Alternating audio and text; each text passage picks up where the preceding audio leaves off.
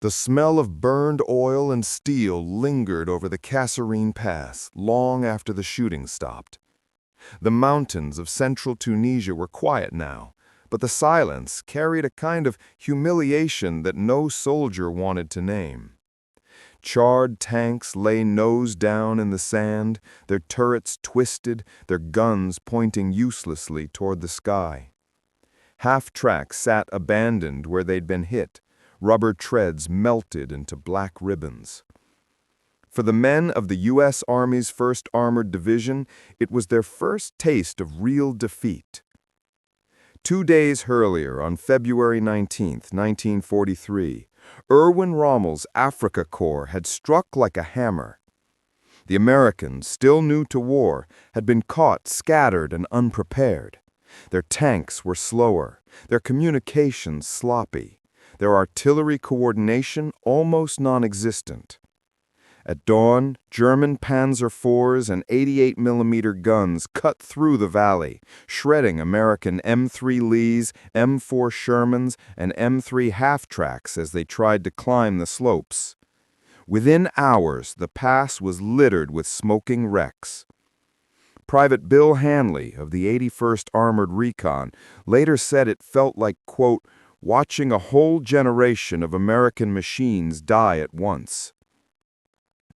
When the retreat finally stopped near Thalepte, morale was broken.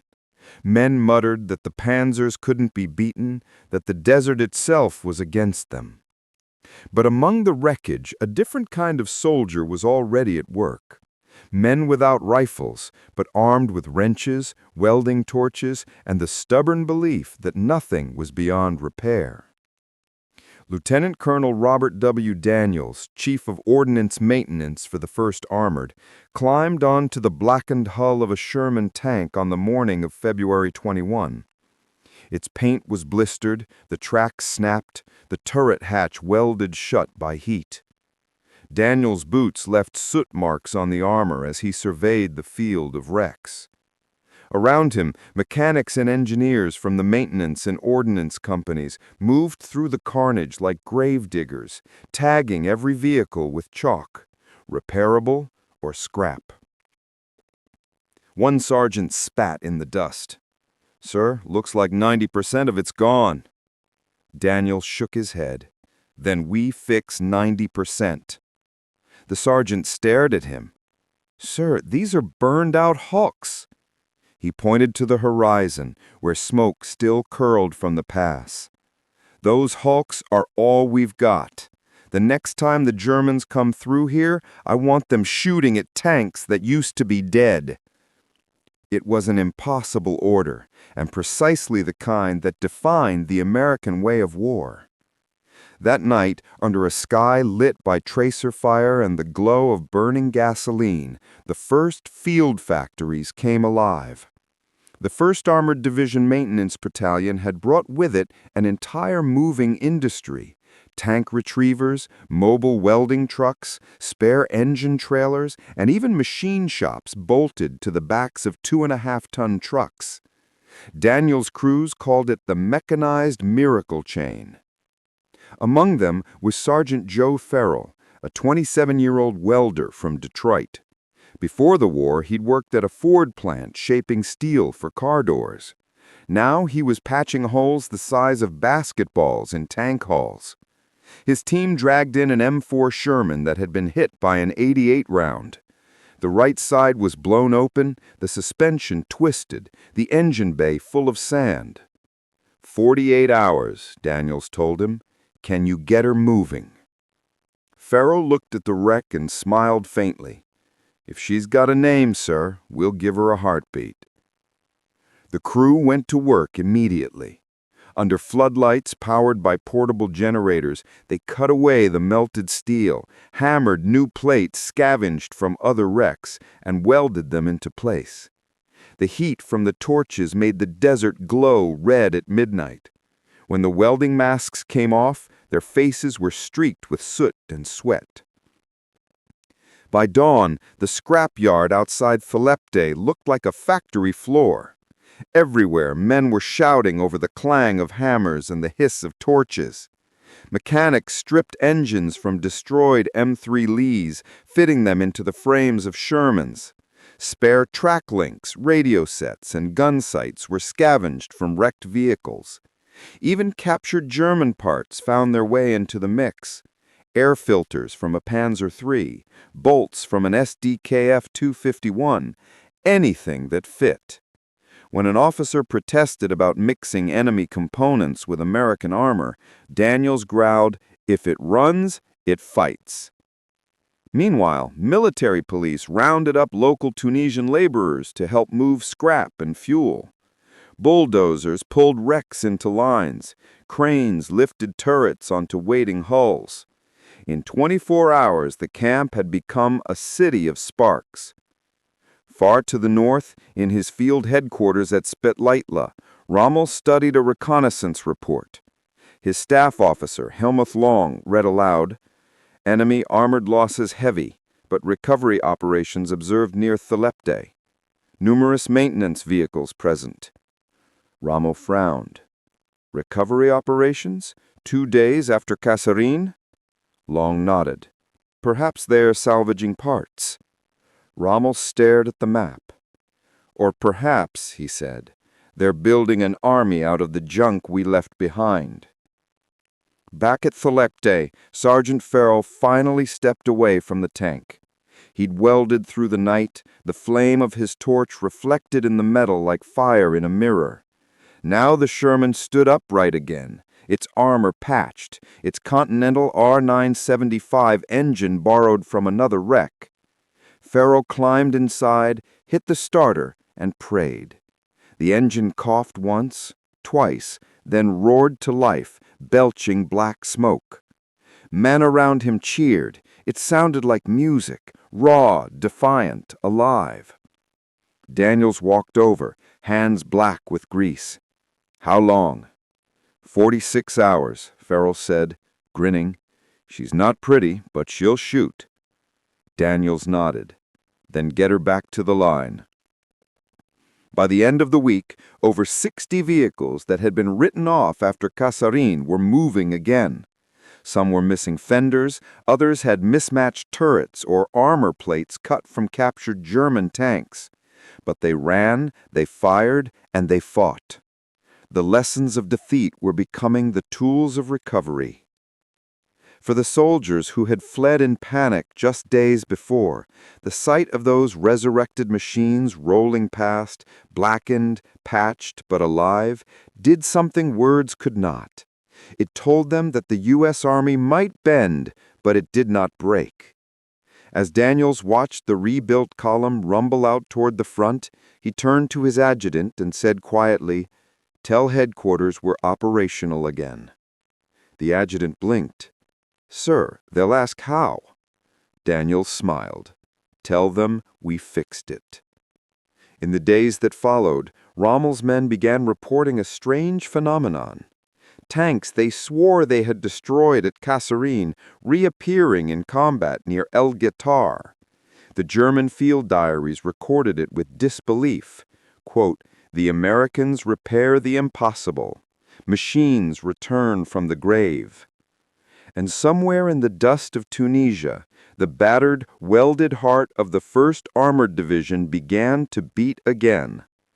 The Americans had lost a battle, but they had discovered something far more important. The secret to winning the war was not perfection, it was persistence.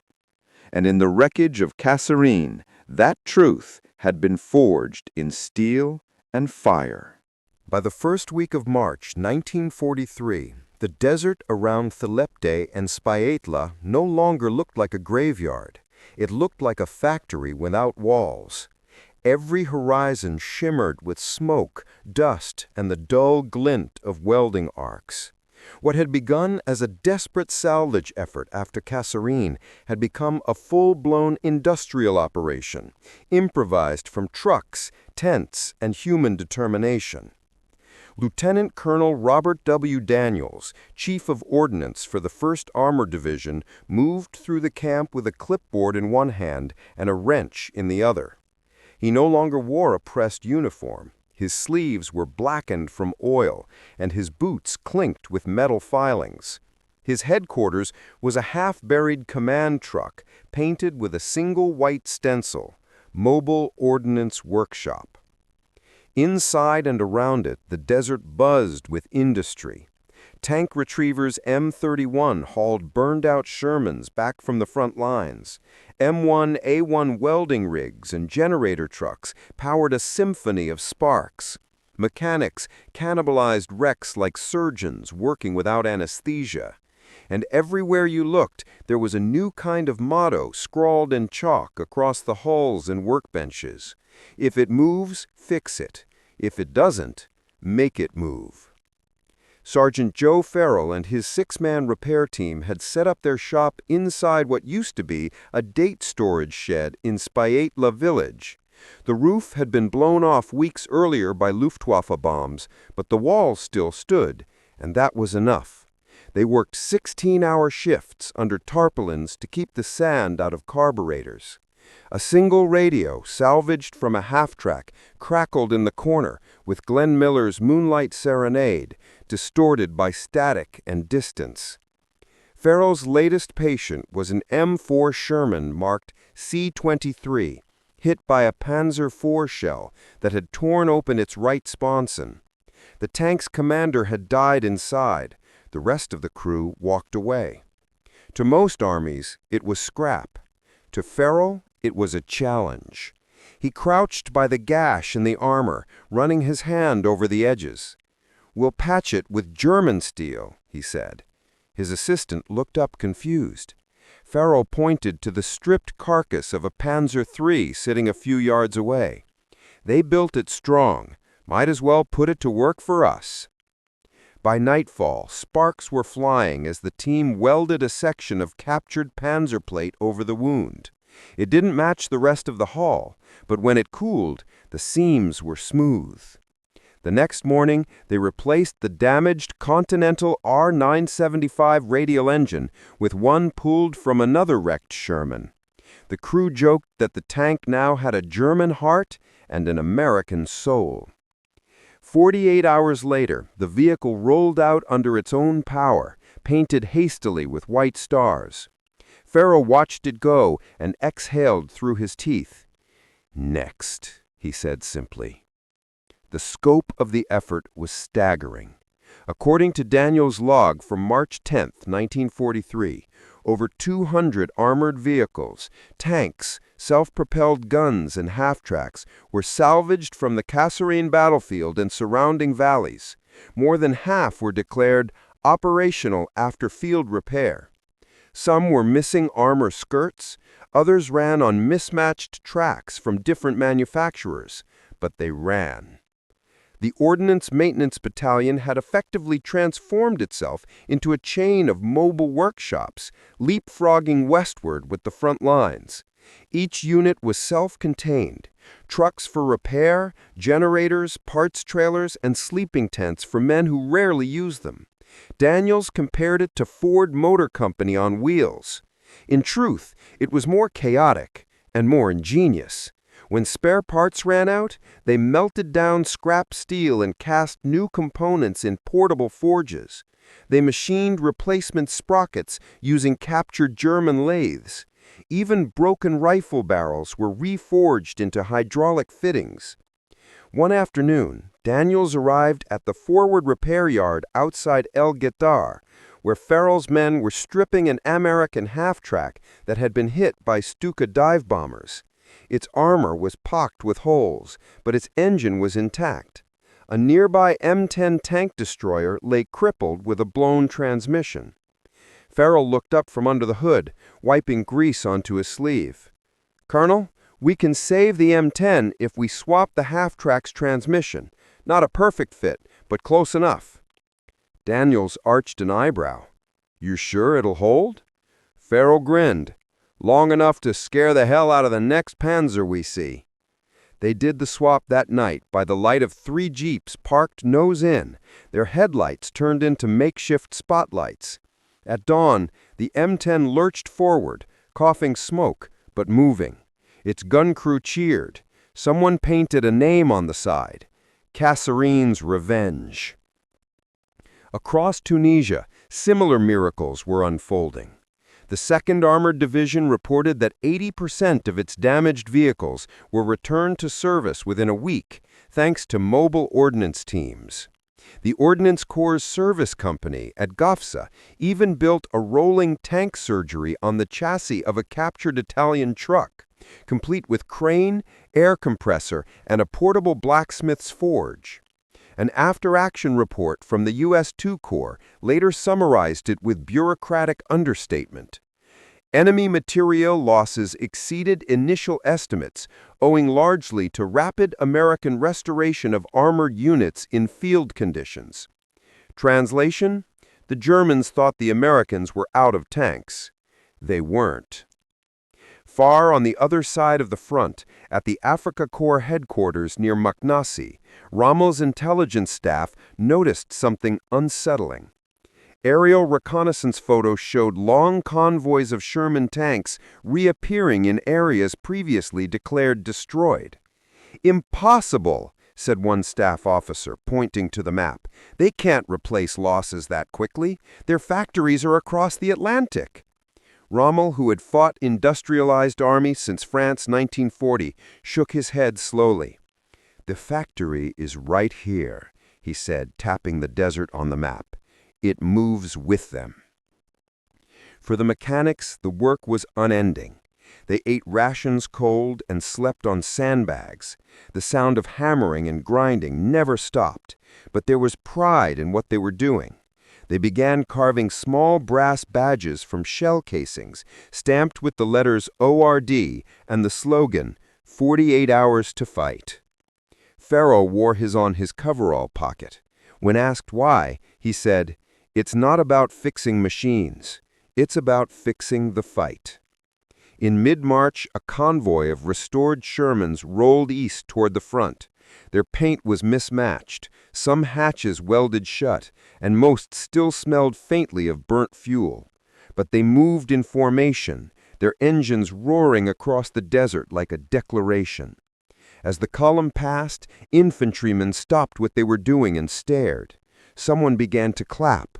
Within seconds, the whole line of soldiers was cheering, shouting, waving helmets in the air.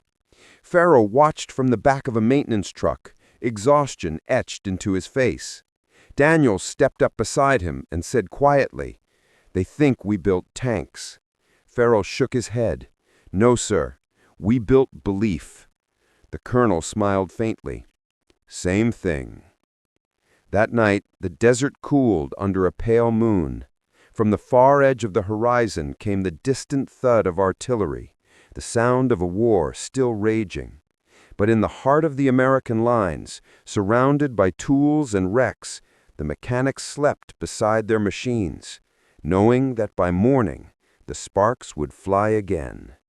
Because in this desert, defeat could be melted down, reforged, and sent back to fight. And every blow of the hammer was a promise. The U.S. Army would never stay broken for long.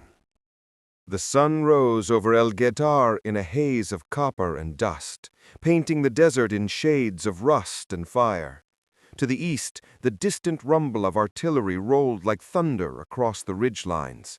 The front was alive again, and the machines that carried the fight forward were, improbably, many of the same ones that had burned weeks earlier at Kasserine.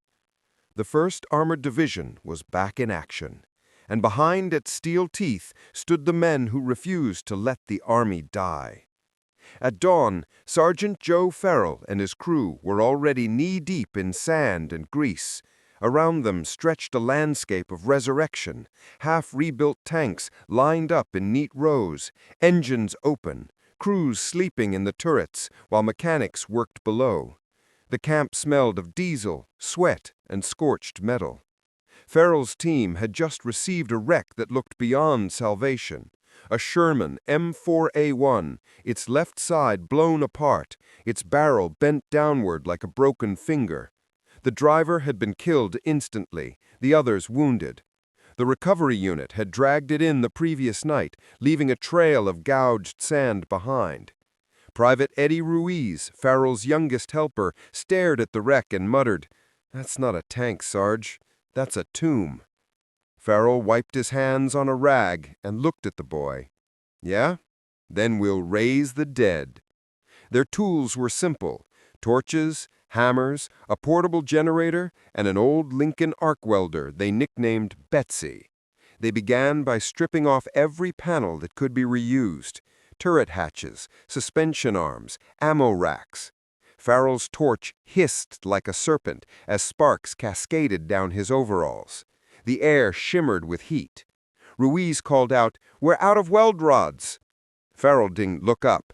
"Then cut some from that Panzer track over there." "You mean German steel?" "Steel's steel, kid. The only thing that matters is whether it holds." By midday, they had grafted a patchwork of salvaged armor over the gaping wound. The plates didn't match, different alloys, different colors, but the seams were solid. Farrell ran a gloved hand across the weld, nodded once, and moved on. 2 tents away, Lieutenant Colonel Daniels watched the progress with his usual poker face. He carried a small notebook filled with numbers and sketches, a record of every tank recovered since February 21. He knew the statistics by heart. 62 armored vehicles rebuilt in the first week after Kasserine. 148 more by March 15th. Over 300 total by the end of the month, most of them back in action within 48 hours of recovery. No army in history had done anything like it. What amazed Daniels most wasn't the speed, it was the ingenuity.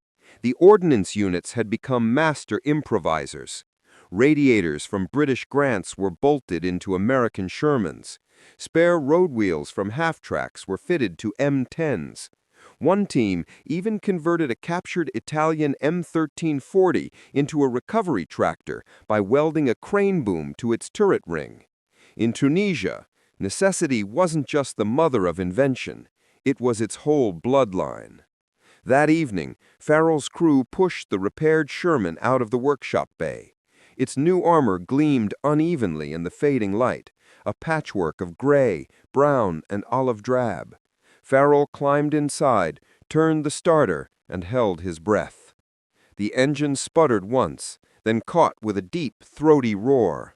Men stopped what they were doing and turned to look. The tank idled steadily, tracks rattling softly. Ruiz grinned from the turret. "She's alive, Sarge!" Farrell laughed, wiping his face with a rag blackened by soot. "Told you we'd raise the dead." Across the desert, the results of these miracles were already being felt. On March 17th, when German scouts probed the American lines near El Guetar, they reported something alarming. Enemy armored strength seems unaffected by previous battle losses. Several tanks previously destroyed appear again.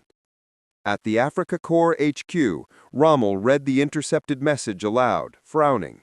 "Previously destroyed?" "Yes, Herr Feldmarschall," replied Major Lang. "Our observers swear they recognize the same vehicles, same markings." Rommel set down the paper. "Then perhaps the Americans have found a way to make ghosts fight for them." He wasn't far off. On the night of March 22nd, as the 1st Armored prepared for its counterattack at El Guetar, Daniels walked the rows of tanks one last time. The desert wind carried the sound of distant German artillery. Mechanics worked by flashlight, their shadows dancing on the steel hulls. He stopped beside Lucky 13, where Farrell was tightening a track boat. "You really think this old girl's ready?" Farrell looked up. "She's uglier than sin, but she'll bite." Daniel smiled faintly. "Good, because tomorrow she's going hunting."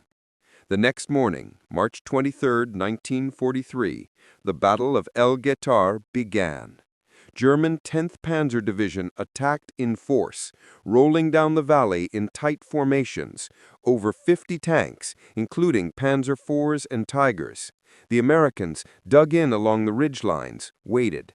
When the order came, the patched-up Shermans and M10s moved forward, a chorus of engines that had no right to still exist.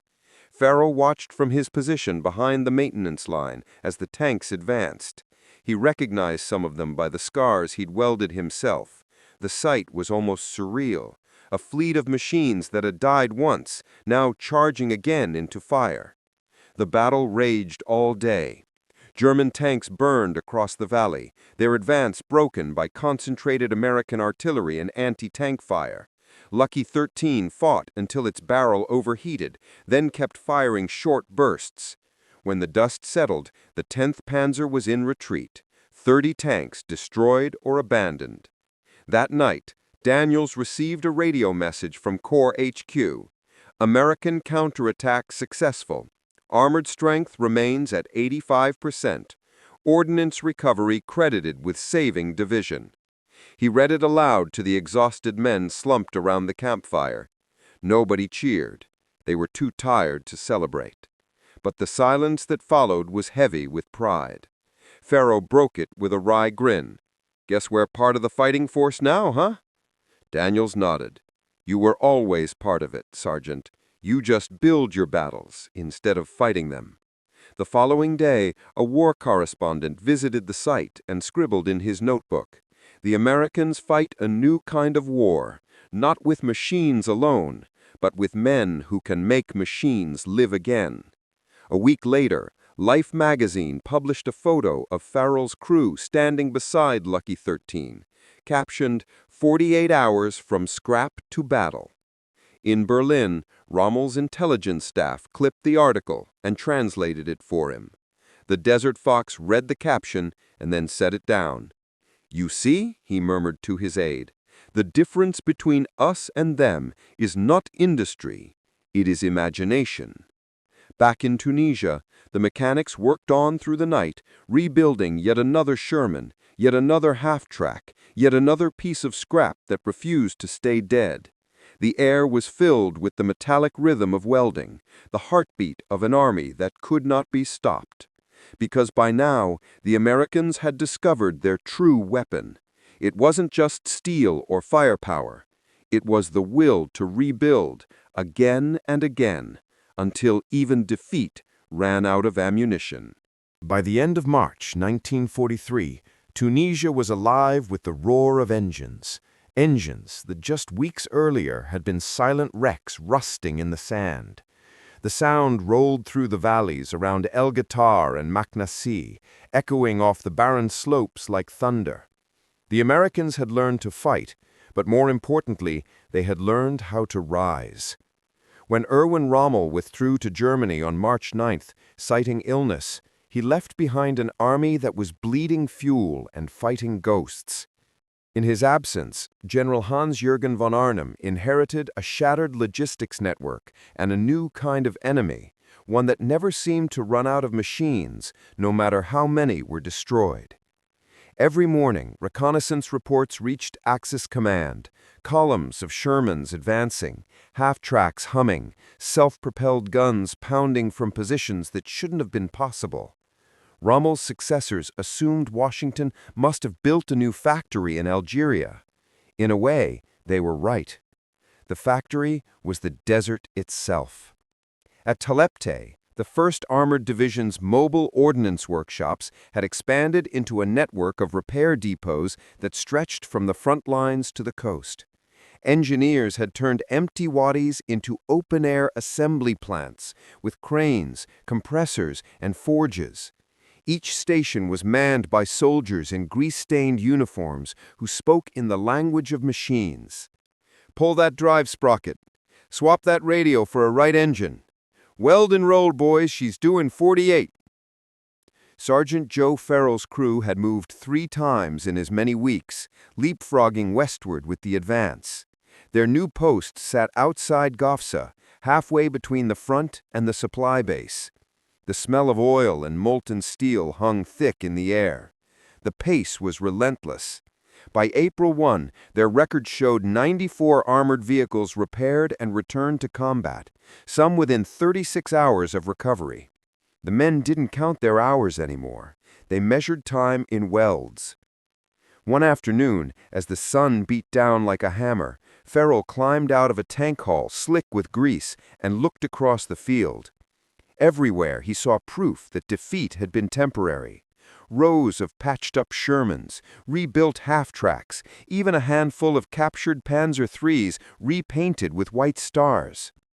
Nearby, Private Eddie Ruiz was polishing a new weld seam with sandpaper, humming softly. "You ever think about home, Sarge?" he asked. Farrell wiped his hands and squinted toward the horizon. "Yeah, but if we do our job right, home will come to us faster." He turned back to the tank and slapped its side affectionately. "You hear that, sweetheart? Let's end this war so we can both get some sleep." The front was moving again. On March 28th, American forces launched a renewed assault toward Maknassee. The 1st Armored Division's rebuilt tanks, their engines still smelling faintly of burned oil, spearheaded the attack. Among them was Lucky 13, Farrell's proudest creation. In the opening hours, Lucky 13 rolled through a shallow wadi under heavy fire.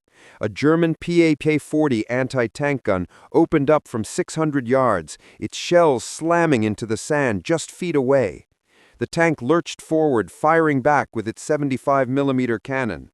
Its patchwork armor held. The second round from Lucky 13 hit the pack gun squarely, sending debris flying. The radio crackled. "That's one for the boys in the shop." By the end of the day, the German line near Maknassee was broken. The Americans captured dozens of enemy vehicles, many of which would, within days, find their way into Farrell's yard to be stripped, studied, or repurposed. Far behind the lines, in Tunis, Axis officers gathered around a map covered in red arrows. One of them, a Luftwaffe colonel, pointed at the front. "These American tanks, they multiply. We destroy them, and they return. It's like fighting a factory." Another officer, a weary veteran of Tobruk, replied grimly, "Maybe that's what they are, factories with tracks." For Lieutenant Colonel Robert Daniels, the Desert Miracle wasn't just mechanical, it was cultural. He had seen his men evolve from mechanics into innovators, from soldiers into craftsmen of war. They no longer asked permission to improvise, they simply did what needed to be done. When a shipment of spare radiators failed to arrive, his engineers began boiling sand to extract aluminum oxide and fashion crude replacements. When artillery fire destroyed their only compressor, they rebuilt it using the engine of a wrecked Jeep. Daniels kept a record of these acts in his field journal, scrawled in the margins. "They've stopped waiting for orders. They've started thinking like inventors." He knew this spirit would outlast Tunisia. It would become the DNA of every American campaign that followed. In April, the British Eighth Army pushed north from the south, while the Americans advanced from the west. The Axis positions around Enfidaville and Matur began to crumble. The II Corps, once humiliated at Kasserine, now moved with precision and confidence, its armor rolling forward on engines reborn from the ashes of that defeat. A word correspondent from Stars and Stripes visited Farrell's depot that month. He found the men working shirtless under a canvas canopy, welding sparks lighting their faces like orange fireflies. The journalist asked Farrell what drove them to keep going when they were so exhausted. Farrell didn't stop working as he answered, "We don't have time to lose faith, mister. The tanks don't." On April 23rd, an armored column of the 1st Armored Division rumbled past Gafsa, heading east toward Beja. Farrell stood beside Daniels as they watched the convoy go. Each tank was a testament to their labor, pockmarked, mismatched, ugly, but alive. Daniels spoke quietly. "Every one of those machines is a second chance." Farrell nodded. "So are we, sir." The campaign in Tunisia would soon end, but its lessons would echo for decades. In later reports, historians would call it the birth of the field repair doctrine, the philosophy that an army's greatest weapon was not its factories at home, but its ability to rebuild in the field. For the men who lived it, it was simpler. It was the satisfaction of hearing an engine roar to life after days of silence. It was the sight of a tank rolling out of the sand, reborn, to fight again. That night, As the camps quieted and the desert cooled, Farrell walked through the rows of repaired machines, running a hand along their hulls. He could still feel the heat of the day in the steel. Somewhere, a radio played a soft, scratchy version of "I'll Be Seeing You." He looked up at the stars, countless and cold. He whispered, "We fixed hell itself." The desert wind carried the words away, but the truth remained. In Tunisia, the Americans had rebuilt not just their tanks, but their spirit. The wreckage of Kasserine had become the engine of victory, and from that moment on, no one, not even the desert fox, would ever again mistake American persistence for weakness. By late April 1943, the battle for Tunisia was entering its final act. The once mighty Afrika Korps was cornered against the sea, its supply lines shredded, its tanks starving for fuel. The air above Tunis trembled daily with Allied bombers. The desert roads were graveyards of burned trucks and twisted half-tracks. Yet somehow, the Americans never seemed to run out of machines. Every dawn brought fresh columns of Shermans, half-tracks, and self-propelled guns, some still bearing scorch marks from battles they'd already fought and lost. From his hospital bed in Germany, Erwin Rommel read the reports with disbelief. His former staff officer, Major Helmuth Lang, wrote in his diary, "The Americans possess a remarkable talent for repair. Vehicles destroyed on Monday are seen fighting again by Wednesday." Rommel's reply, dictated to Lang for transmission to OKH, would become famous. "The Americans do not know defeat. They only stop long enough to rebuild and then continue the fight." At Becha, near the advancing front, the U.S. Army's 1st Armored Division Ordnance Battalion was in full swing. The repair depots had grown into a small city of tents, workshops, and makeshift cranes built from captured German girders. The ground was black with oil and studded with engine parts. Every hour trucks rumbled in from the front carrying crippled tanks. Every evening those same tanks rolled back out under their own power. Lieutenant Colonel Robert W. Daniels walked the lines in his grease-stained uniform, the brim of his cap dark with sweat. Around him, the air was thick with the clang of hammers and the hiss of acetylene torches. He stopped beside Sergeant Joe Farrell, who was hunched over the cracked hull of a Sherman, welding in a new section of armor scavenged from a captured Panzer IV. "Another one from El Ghoutar?" Daniels asked. Farrell nodded, without looking up. "Took a hit to the side. Crew made it out. Figure she's got another fight left in her." "How long?" 36 hours, maybe 40. We'll run her on borrowed lungs if we have to." Daniel smiled faintly. "You realize, Sergeant, that's faster than Detroit." Farrell laughed dryly. "Yeah, but Detroit's got roofs." That night, a cold wind swept down from the hills. The repair yard glowed orange from hundreds of welding torches, flickering against the dunes like a forge from some ancient myth. Men worked shirtless in the heat, their faces streaked with sweat and soot, their hands blistered but steady. The air tasted of iron and victory. Farrell paused for a moment to watch the sparks drift up into the dark. "You ever think," he said quietly to Ruiz, his young assistant, "that maybe these things are more than machines?"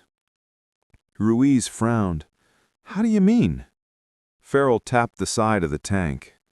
"Every time one of these comes back to life, it's like it's telling the enemy, you can't kill what refuses to quit." Ruiz nodded slowly. "Kinda like us." Farrell grinned. "Exactly like us."